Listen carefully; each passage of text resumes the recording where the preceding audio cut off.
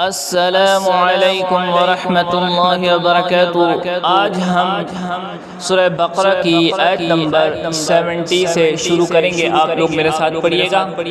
बिस्मिल्लाहिर्रहमानिर्रहीम। क़ाल इन्नहु यक़ूलु इन्नहा बक़रतुन तुसीरुल अर्ज़ वला तस्क़िल हर्स। क़ाल इन्नहु यक़ूलु इन्नहा बक़रतुन ला ज़लूलुन तुसीरुल अर्ज़ वला तस्क़िल हर्स मुसल्लमतुन ला शियत फ़ीहा मुसल्लमतुन ला शियत फ़ीहा। क़ालू अलआन जिअत बिल्हक़्क़ि फ़ज़बहूहा वमा कादू यफ़अलून। क़ालू अलआन जिअत बिल्हक़्क़ि फ़ज़बहूहा वमा कादू यफ़अलून।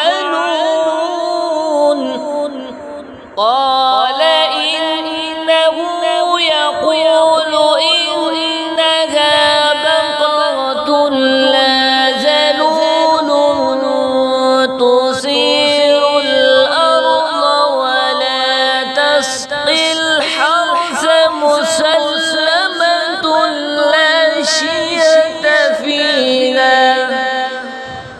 قالوا الآن جئت بالحق فذبحوها وما كادوا يفعلون.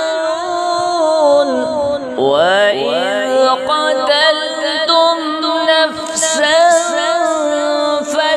فادارأتم فيها وإذ قتلتم نفسا فادارأتم فيها والله مخرج ما كنتم تكتمون. والله مخرج ما كنتم تكتمون. وإذ قتلتم نفسا فادارأتم فيها والله مخرج ما كنتم تكتمون. فقلنا اضربوه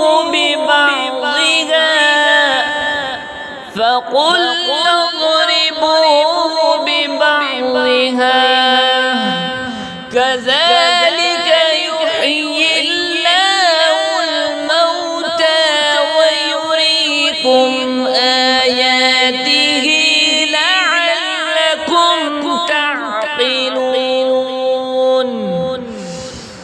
كذلك يحيي الله الموتى ويريكم آياته لعلكم تعقلون. فقلنا اضربوه ببعضها